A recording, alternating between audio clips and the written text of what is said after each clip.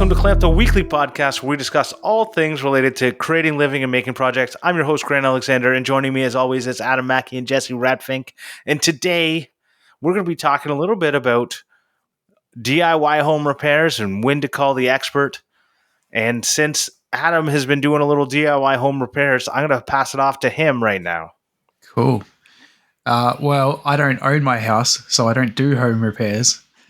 But I have been, I talked about it in the pre-show, I've been trying to make a new letterbox because I've always, we've been here 10 years and I hate the letterbox that's out the front. So trying to make something that looks a bit nicer or more or less revamp what's already there. But yeah, I should probably take some pictures and put them online. But yeah, it looks a lot better than it did, but it's annoying my wife because it's not straight, because essentially it's two letterboxes on top of a pole each next to each other, and I've screwed onto the front like pieces of pallet wood, and she's having a go at me saying it's not straight with like the road, but it's straight with how it was already. So like it's straight with the tree line, but it doesn't look right. So I'm gonna have to try and fix that. But if it doesn't look straight, it isn't straight. I think that's how the saying goes. It's straight with the garden though, because the garden goes on an angle, but it's not straight with the front of the property. This is what I'm very confused about how they line up. Wouldn't you just use a level and be like, that's straight? My brain is broken. Well, so the two letterboxes, it's like two rectangle letterboxes with a flip up lid that are just on a pole each, and the poles are next to each other, letterboxes next to each other. They're in between two trees. So technically between the two trees, they're in line with the front of the two trees. But that goes up at a little bit of an angle compared to the road. So sort of if that's the road, how's my camera work? There. Don't worry about that. It's the garden. Yeah. So it's angled with this, it's angled with the garden, but not with the road. So if you look at it from the road, it's not straight. But if you look at if you're looking straight at the garden, in line with it, then it is straight. Yeah. Sounds like this seems like a time to call an expert. Yeah, but that costs money. If I was going to do that, I'd just pull out what's there and buy a pre-made letterbox. Yeah. But no, I think this is where a lot of DIY home repairs, you can tell the difference. Yeah. I've seen stuff experts have done that looks like complete and utter garbage. Mm-hmm. But oftentimes the difference between someone who DIYs it and someone who is an expert is they understand what is the thing you need to reference in order for it to look right. Yeah. Because a lot of DIY stuff, the problem is it just even if this stuff behind me, for anyone looking, was done by an expert company that charged a shit ton of money to fix this basement. But it's the stuff they did, I just go this is something a DIYer would have come up with, because it's way more work than it needed to be, and it doesn't quite look right. All the cutouts of my drywall, it just looks all weird, and why would you do it that way? And these are the experts, but I don't know. That's the kind of thing that I just go I should DIY it better, but I think the thing don't want to. I probably need to go back to where I was going to go originally, which was completely replace the letterboxes that are there. But then as I was making it, I was I could just screw onto the two poles that are already there, not knowing at the time that they weren't straight. And now that my wife's pointed it out, it really bothers me as well. But yeah, I don't know. Yeah. Well, is there anything else that you've ever DIY'd in your house, not being in understanding that it's not your house, but people DIY stuff they're renting all the time?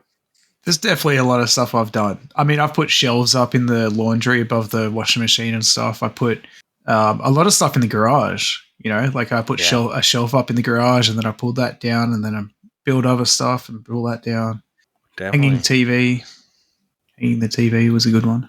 Yeah. I think holes in the walls is definitely always the major thing I did in rentals, and then covered up at the end, and no one ever knew, even though they told me not to do it 5,000 times before I moved in. It's just I don't know how people live without having I things know, on the right? wall. Like, it's one thing I hate about like renting and stuff is that you can't just do whatever you want. And I understand, but if the property is put back to how it was when I moved in, when I move out, what is the issue? But the Mhm. problem is that people won't do that, and that's where Right. they get worried. You, Yeah, you've Yeah, just most people you just don't. nailed the head I know. on the thing. Hit the nail on I the head. like Is that what you meant? That's what I said. I know when Tyler and I left Oakland, we left that apartment so much nicer than we moved in. Like Mm, it had the jankiest plumbing in the bathroom and no cabinet to cover any of it. So like we put in a cabinet and we like did a bunch of new caulking and all this stuff to try to like, make it look a little more professional and less like I don't know, motel bathroom sort of thing. Hmm. It yeah. was really rough. And then we had mold in our bedroom. So we ended up like pulling some of the drywall down and treating areas and patching all that back up. We ended up building a wall in the second bedroom because we had a cannabis grow room because it's illegal, but it looked really dodgy. So we did a lot of stuff there, but when we moved out, it had been painted and all the walls had been filled and like smoothed out. We left them nice curtain rods. Like, yeah, we did so much stuff to that apartment. And I guess I just sort of assumed a lot of people did that when they moved out of places. But maybe not. Because I always really worry about like how I'm leaving something. So I might go a little over the top. Well, You if know, you've ever looked around and seen how people like throw stuff in the garbage, miss the garbage, and just leave it, and then you wonder if they care at all about when they move out of a house. That's if they yeah. even get it to like people. Some other people just drop shit on the ground. Like they have zero sense of care about what things look like and what other people think of them. Mm.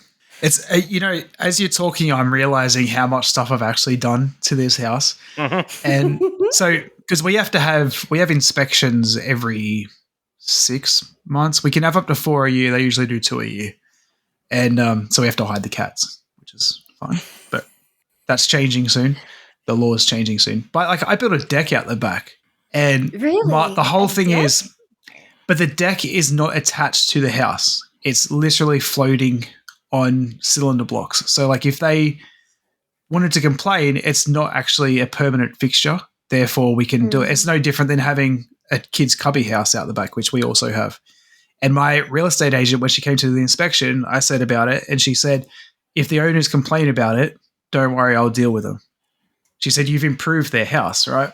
And then when we first moved in, underneath the kitchen window was like an empty like garden bed. It was just dirt. So we filled that in. We put 2 rows of pavers and then rocks down the middle and then put the barbecue on top. Like that's our little barbecue area.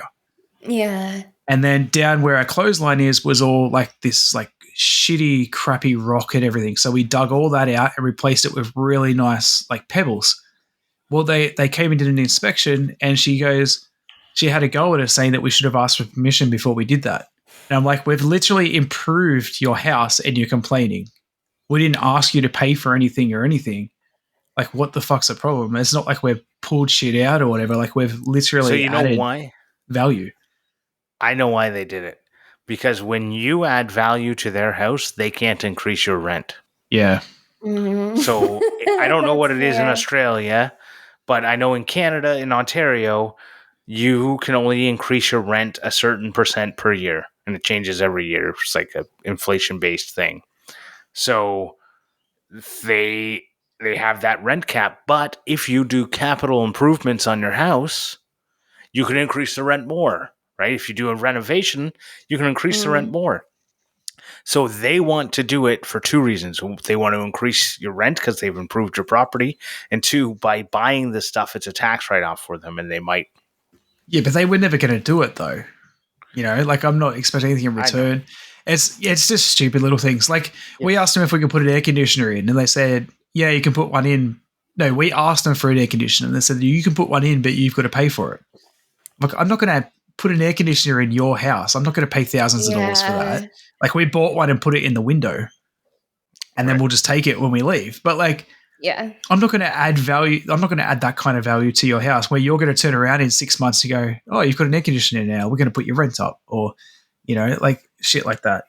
And I don't know how the laws work anymore because I always was under the assumption they can't put up your rent more than, I think it was $20 at a time or something. Like it was a percentage or whatever. Yet we just got an email a couple of weeks ago saying that our rent's going up $60 a week. And I know that Oh, a few wow. people in Sydney, their rent has gone from $500 to $1,000 a week overnight. Well, like not they have to give you 60 days notice, but like they've literally got emails going, by the way, we're doubling your rent. So I don't know how it works anymore, but it's just Oh, nuts. that's so Probably stressful. some change, but we're not talking about No, we're not. landlords and rentals. We're trying to talk about DIY home repairs and when to call an expert. And I think it's like, would you have DIY'd your like air conditioner? No. Oh, yes and no. I know. To be honest, I would actually happily hang an air conditioner and put everything in place, but then I would call a professional to plumb it because you have to. So my friend did that and then could not get a single person to come out. Yeah, because Literally it's not worth no their one. time. But he's like, I'll pay. It doesn't matter. Like, I'll pay you whatever it needs to be. Like, come out and do the thing. And they're like, well, no, we don't even want to do it. We wanted to we want to install it. Yeah, They're like, no, just like come out and like do the connection, gas it hook for it up, me. gas it up, and no one would do it. So he bought the tools and did it himself. And then since then, he's used them on a couple other places to like fix other people's air conditioners because he went like, I own it now. Like, screw the government. But it's like, so when to call an expert is a difficult thing when no experts are on this. He did it like, I think it was during the pandemic. So,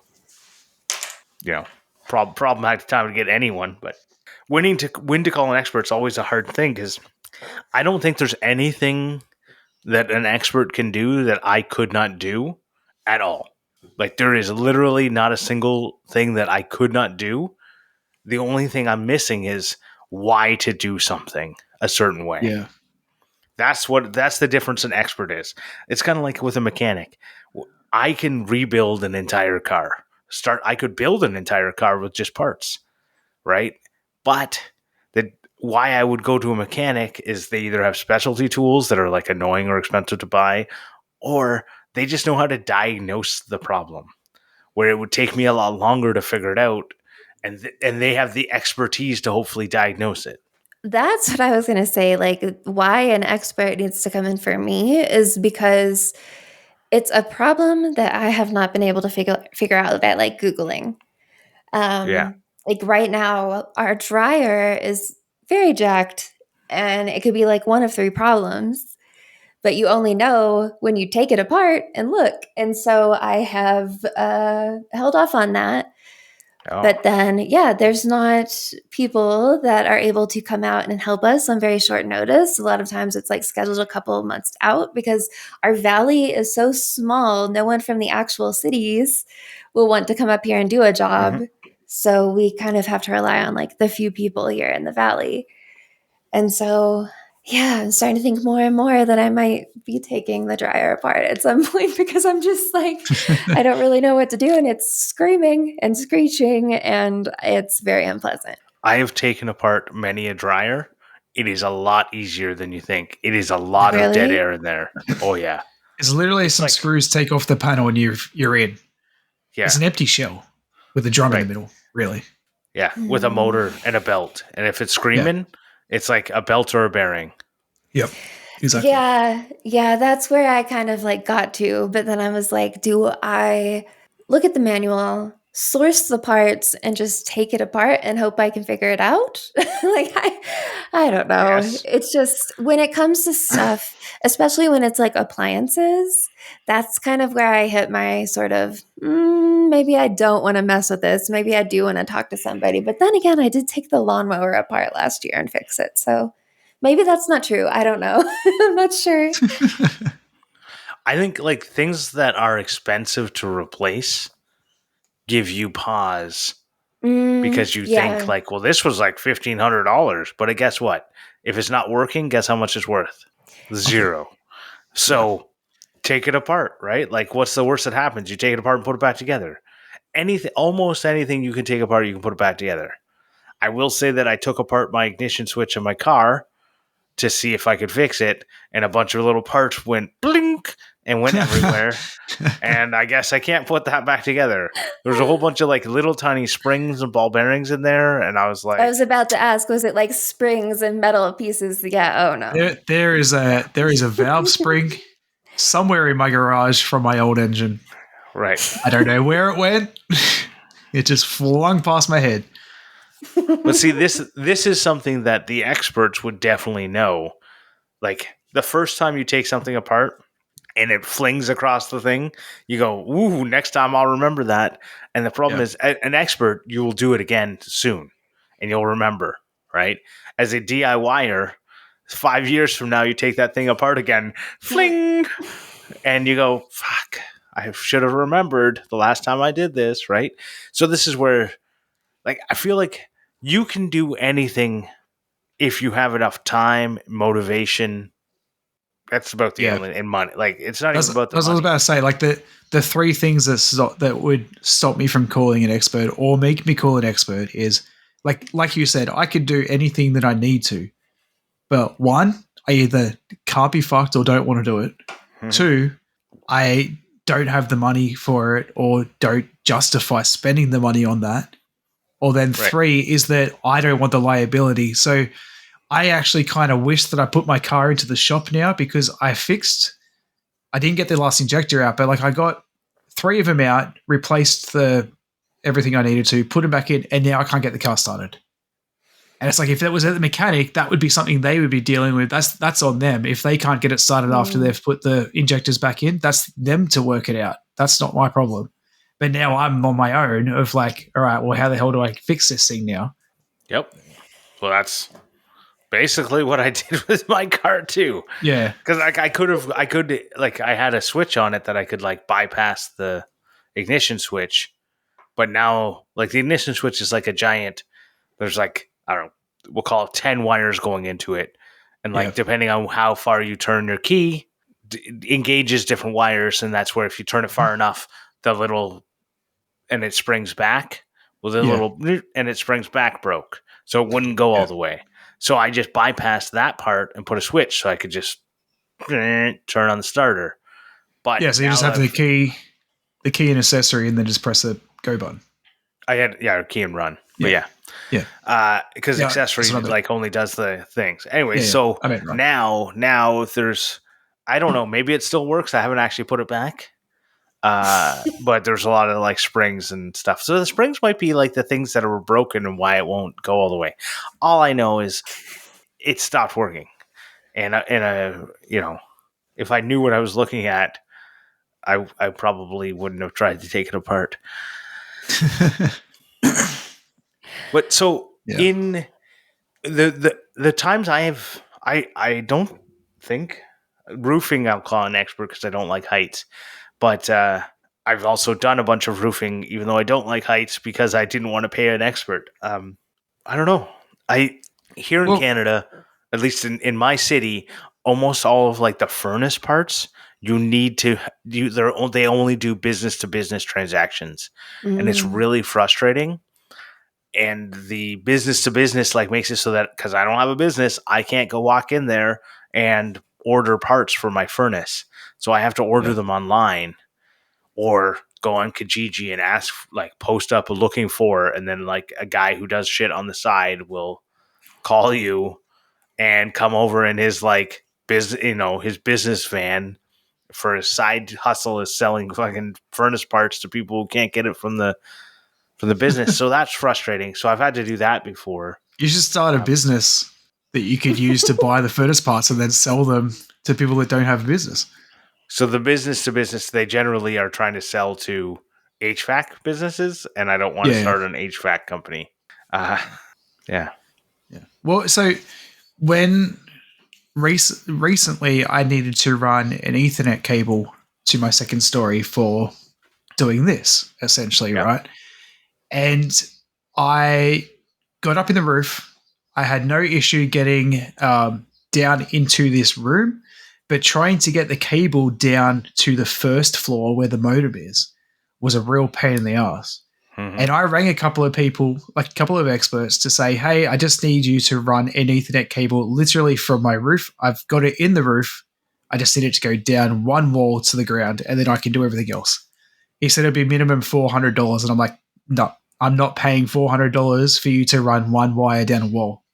Like, it's just not worth it to me. But he doesn't want to. He's not willing to drive to your house for less. No, I know, I understand that, but I'm saying, like, I just don't see the value in that. Right. Like, I'll find a way to make it work for $400. Now, okay. Which I did. We actually had a guy come out because when Tyler sort of decided he was going to do his racing setup and his computer desk right next to each other, we had to add an additional breaker and an outlet to the basement. Oh, wow. And we Well, had that whole someone 120 volt, 110 volt. Imagine having 240 volt in your whole house and never having to worry about getting extra breakers put in. Well, that's not how it works. But you would still probably need an extra breaker to have a computer and a racing setup. Don't worry about it, Adam. You would need an extra breaker. I don't understand this enough. No. Yeah. But I don't know, it didn't cost that much, but that was definitely something that we were both sort of like, this is above what we're comfortable with. Interesting. So yeah, that and our mini split that was installed. Those are the two things we've had people in for recently. So I ran like some 6-gauge wire from my box, hooked it all up to my garage to run a sub panel, and then wired the entire sub panel up myself and wired my entire garage up with new receptacles. And you're like, I don't know if I could put in a new breaker. And I was thinking it's funny because I just went, well, what's the code? And I just looked up the code, found what I need, how big a wire do I need for the amount of length I had. And I just did all that, and Nope. Electrical shit? No. No. So in Australia, it's illegal to do your own electrical wiring, right? So it's supposed to be here in most places. Yeah. So I can't add PowerPoints into my house or whatever. But legally, I can cut the end off an extension cord and wire on a PowerPoint to that. So I can essentially have an extension cord plugged into an existing PowerPoint that runs along and goes into a brand new PowerPoint, and that's legal. Yeah. So I did is probably not legal. So you can run your own electrical as long as you have it inspected, right? Yeah. So you that's probably the same here. Yeah. Right. So that's like the same. Most places is that either you need to have it inspected or you need the like final connection. Like you need someone to do the final connection. Like a lot of natural gas stuff. You need a gas fitter to do it. I'm like, to do what? Turn a wrench? I can turn a wrench. Put some pipe dope on that shit? I can do it better than them. Probably not, but I can probably do it just as good. Right? Like what you said about that experience of knowing how to do something. Right. The first time. Well, that's the difference. But this is when I look at like the times I've called in an expert. There's stuff that like I've had when I got my air conditioner installed. The people I called, I got a referral from a friend, and they did a bang up job that looked good, looked professional, everything looked like they took their fucking time. Like they took the extra 10 minutes. They weren't someone like, I need to. Right. I need to get back to my TikTok, right? They went, let me take a few minutes to like zip tie something in place and cut the end off the zip tie. Not like I'm going to loosely put a zip tie around something, right? No, they did the right thing and everything looked good and the tape was done well and the caulking was done right. And they like put new stones underneath my air conditioner and they did a whole bunch of work that I definitely wasn't expecting and it looked great. And I've called other experts in to do stuff because I have like a rental water heater that came with the house and it blew up and I needed a new one. And they did a shit job and they fucking complained the whole time and they weren't even going to do it because they had it was a super frustrating experience because I'm renting this water heater. And they came in and they said, oh, you've got the black pipe. You're not allowed to have black pipe on, you need to have white pipe. And I said, well, I didn't install it. Like, I'm not going to be paying for it. You got, like, whoever installed this rental water heater installed it incorrectly. Why would I need to pay for it? Yeah. Well, you have to pay me, and because that's what I'm not doing it if you don't pay me. I went, well, it's February and I haven't had a shower in 3 days, so I guess I'm paying you, and I'm gonna fight it later. But it's like that kind of thing with those kind of experts that kind of pisses me off. Why? And that's why I want to do more DIY. Okay, this is a random question. Oh, rented water heater? Like, Yeah. you didn't just buy it outright? Like, it doesn't belong to you, even though it's in your house? Yes. So I'm it's a big confused. it's a big thing around here. You can rent appliances like that. You can rent furnaces. So the reason people do it is that you get like on you can call them and they'll come and service it Mhm. much Right. easier, and they're supposed to do like inspections yearly, but you have to call and book them, right? Oh, So it okay. comes I with all had this. never heard of that Oh before. no. Yeah. So No. when you buy a house, oftentimes you end up buying into like these rental contracts, which is frustrating. So like when I bought the Oh. house, it had the rental water heater. Luckily, they didn't have the rental furnace because that would have I would have canceled that immediately. So like it just like it's so frustrating to me because it's definitely not worth it. They are So 100% making the money there. Yeah, it doesn't seem if cost efficient.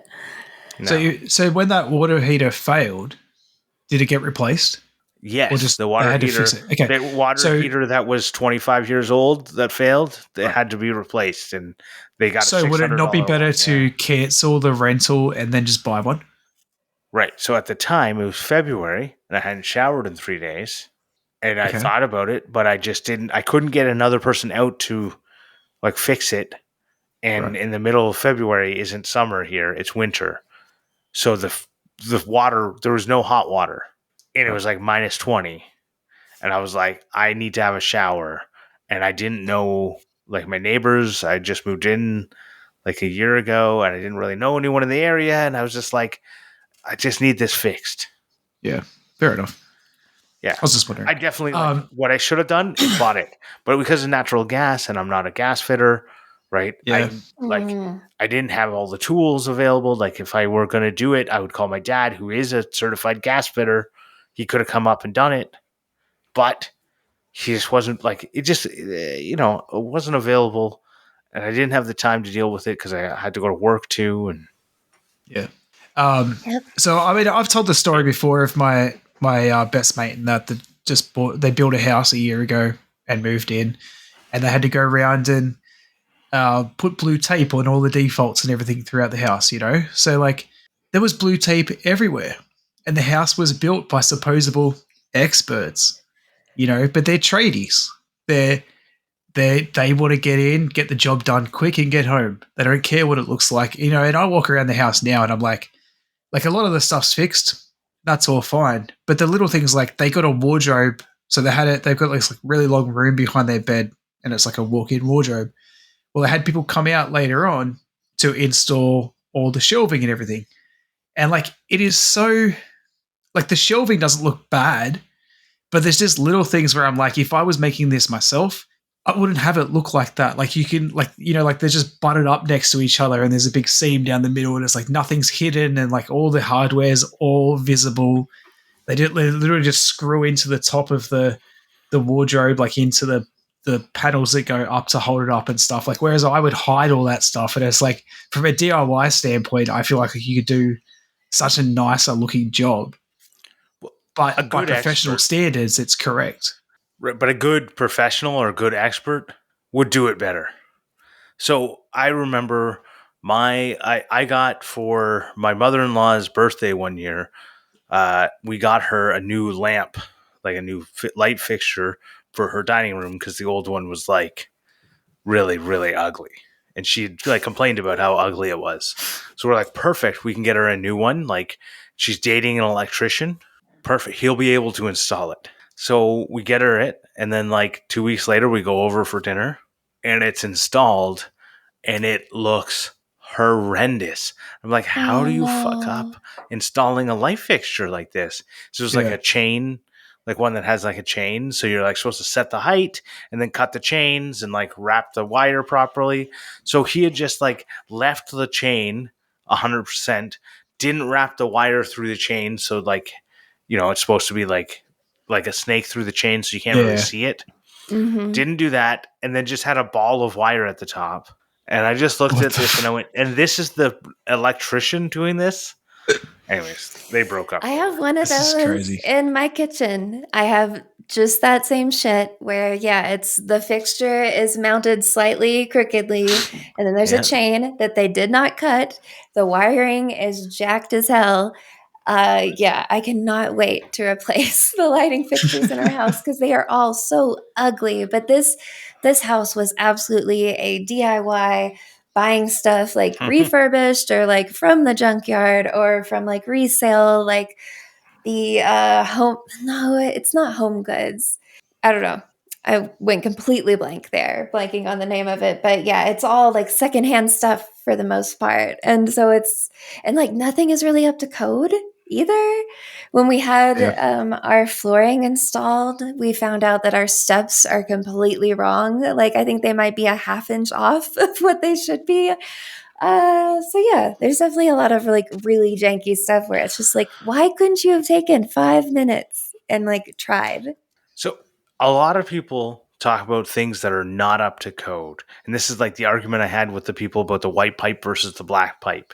There were times, apparently, maybe not, but there were times like what was code when they did I was going it to say code changes. you don't need Yeah. to replace it now, or else you would have to tear down like every single building in Mhm. like London, right? Because it's not up to code anymore, right? Or all these like Imagine like all the 1800 houses build, that still have asbestos in them. right? You're just like, oh, let's just tear them all down. Right. Yeah. So I absolutely hate when someone says, well, that's not up to code. And it's like, did you know the code in 1983 when this was built or 1970 when this was built? Because I hate that bullshit. But at the same time, I recognize that people might want to understand, when does that matter? Yeah. Is it a safety thing that matters today? Or is it something that's just changed to make things, a little bit better, a little bit better constructed, a little bit different? Things have changed over time, right? But is it something like asbestos you should get removed? Or is it something like your stairs are slightly too Slightly much too of a short. rise over run, right? Yeah. And Do you trip up your stairs? No, no. I mean, we've had no issues with the stairs. Like, I've had right, apartments where the stairs have been like deadly and like all yeah. different lengths and heights. At least they're uniform.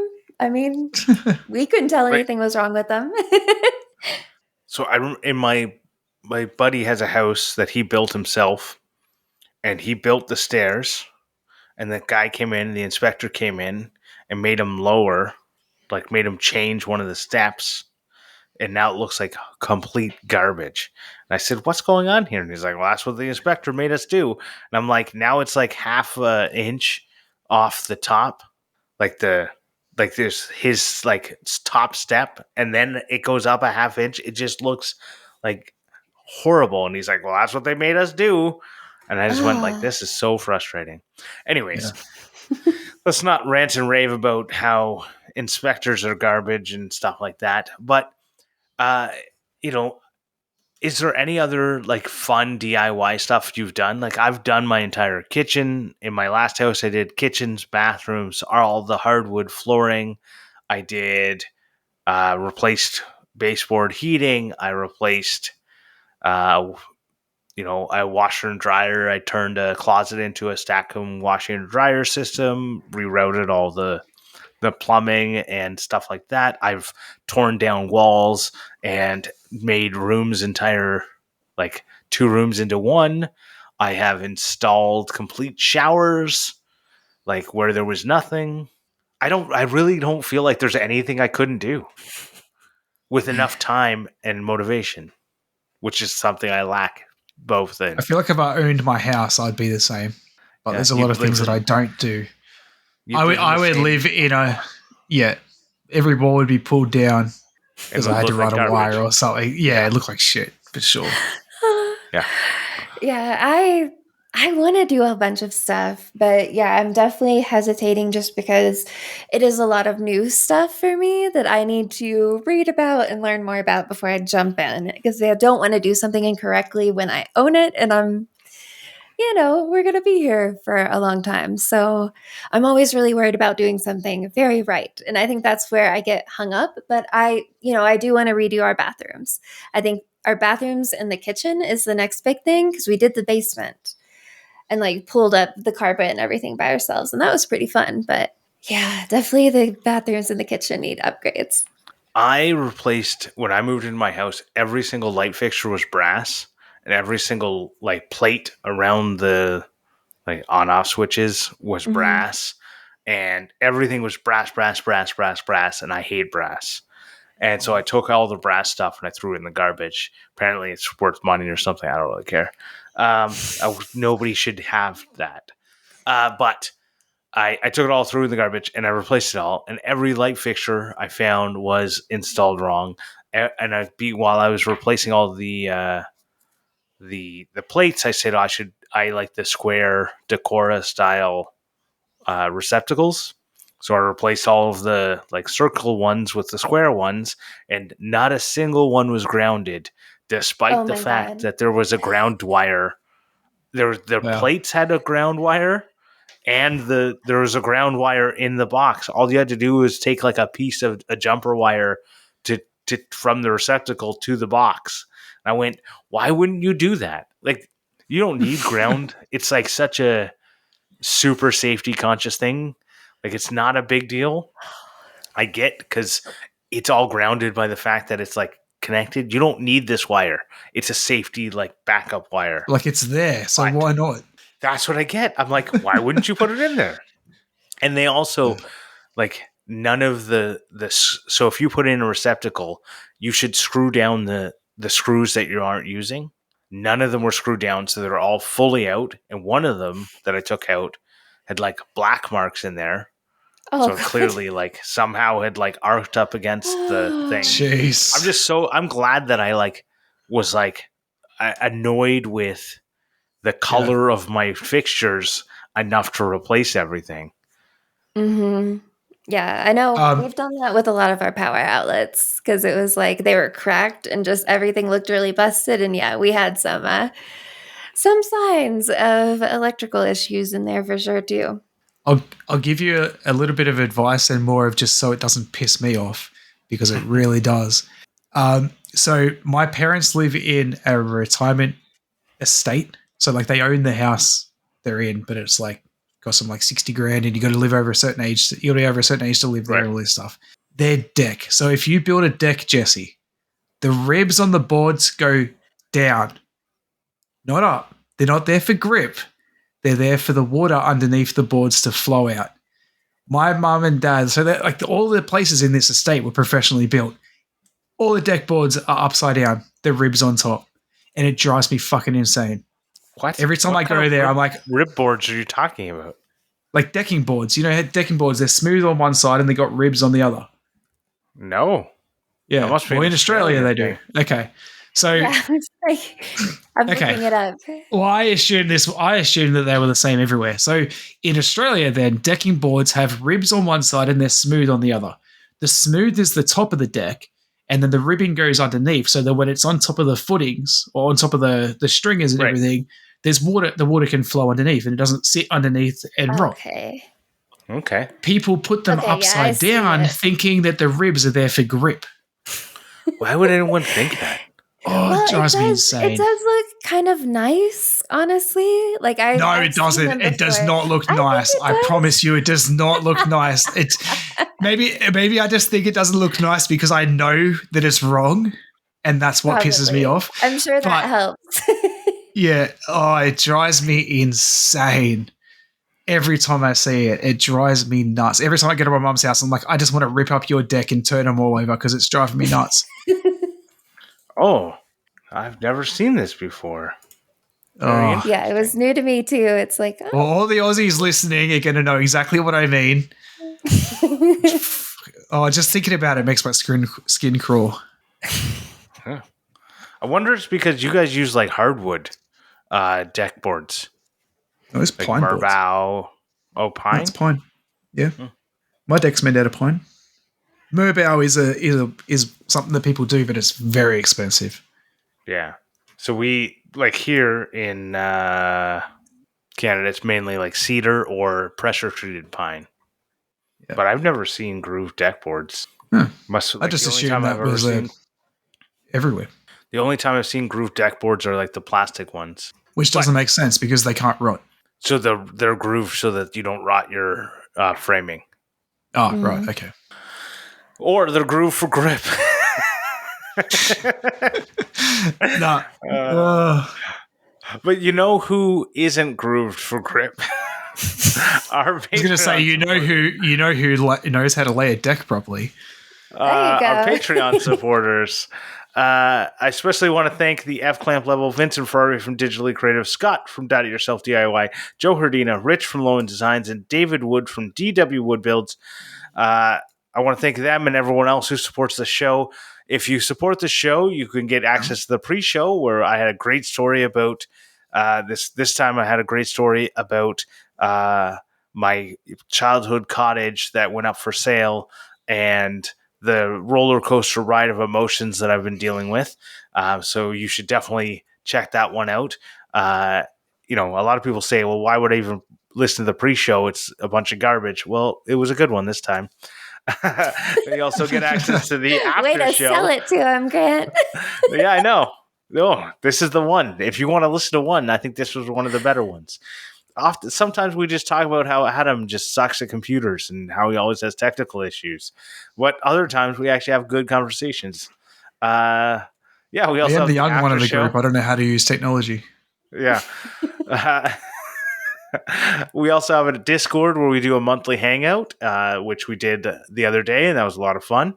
And you also get a keychain made by yours truly. You can just go to patreon.com/clamp. As soon as Patreon decides that they're going to allow us to change from per episode model to a monthly model, we're going to make that change, and that'll make it. But by all means, sign up now and support us because we could really use it. And if you can't support us financially, we always appreciate sharing the show. Either on Instagram or with your friends. Word of mouth is actually probably the biggest thing. So if you could all tell one person that you think would enjoy the show, that would mean the world to us. And until next time, it's time for CLAMPmendations. CLAMPmendations. Well, my clampmentation this week is going to be a trailer for a movie that I saw this morning. The movie comes out July 28th in theaters. It's called Talk to Me. I feel like this is right up Jesse's alley. So it's it's like set in school kids find this like hand, like this it looks like a mannequin hand, and when they touch it and say talk to me, like the spirits take over them. And it's a horror movie, essentially. And it looks really good. I don't really know how to explain it without trying to give it away, but it looks really good. Ooh, okay, yep, I've got it open in a tab. I'm ready to look into that. So my recommendation for this week, it looks spooky. So mine this week it's very is paranormal. Beef. Oh, paranormal. Okay, yeah, that freaks me out really bad. Like I'm not religious at all, but for some reason, paranormal shit like freaks me out. I don't know why. But yeah, so this week I want people to watch Beef. It's on Netflix. Stephen Yoon, Ali Wong.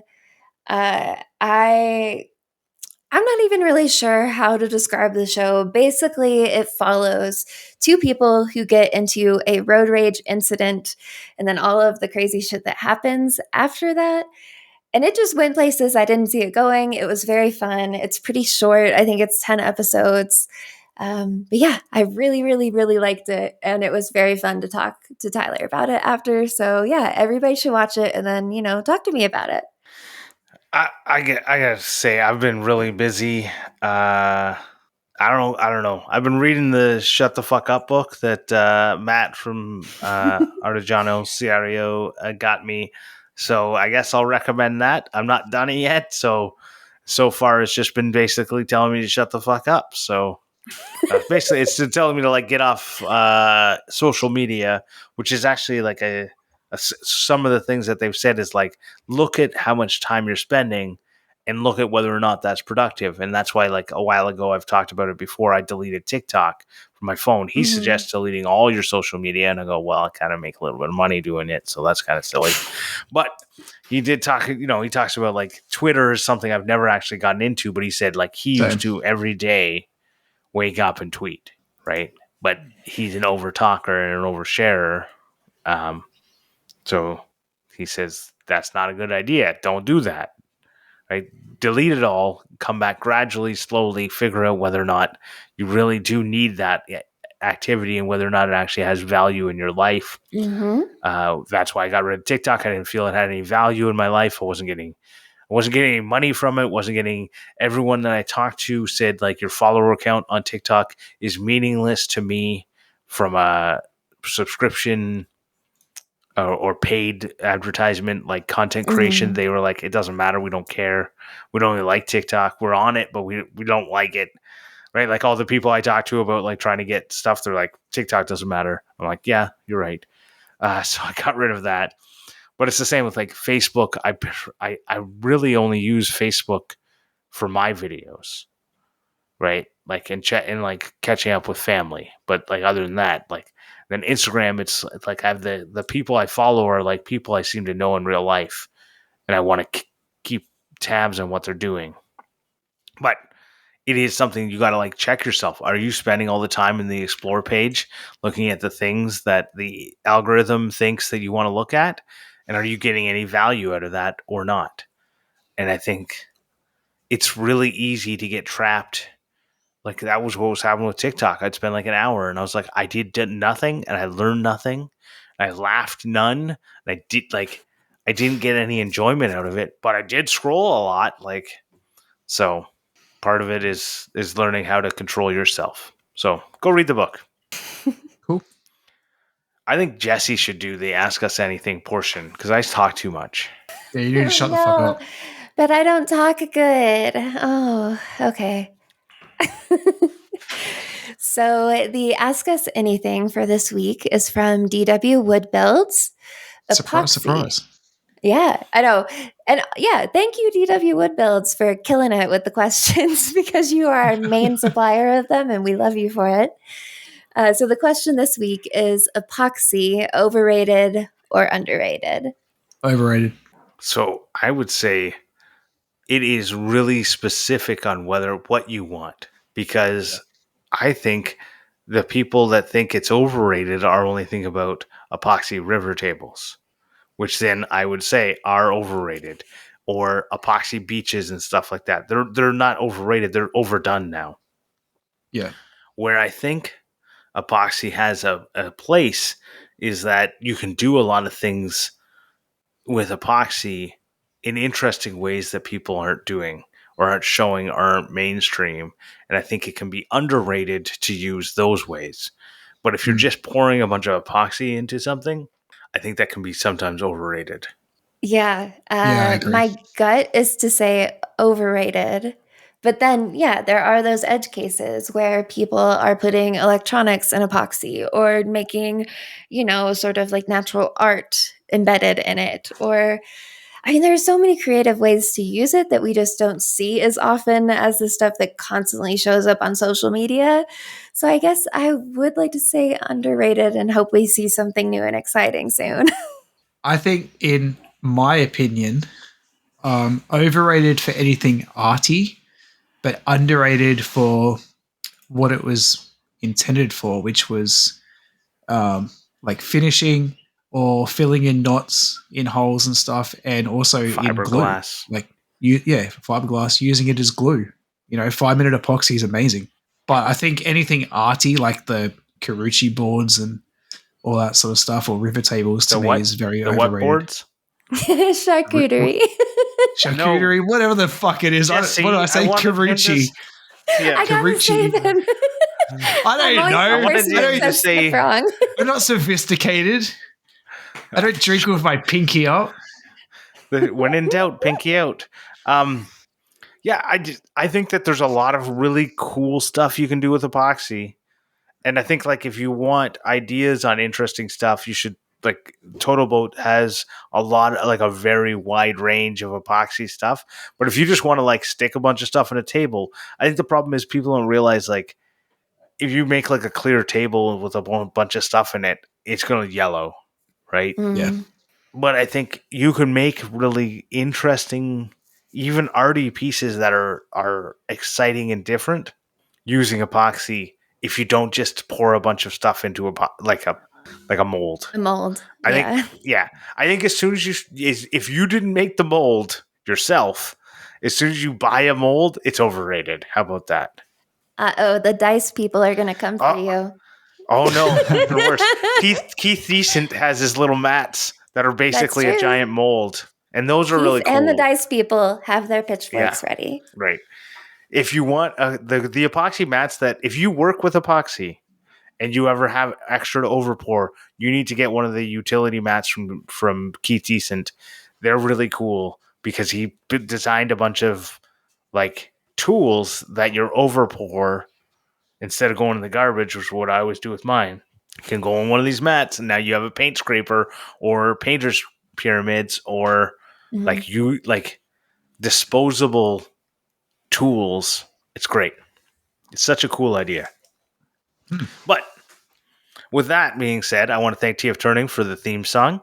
I want to thank everyone for listening, and I want to say that if you want to find us, you can find us all collectively at Clampcast on all the different places, or the Clamp Podcast if you search that way.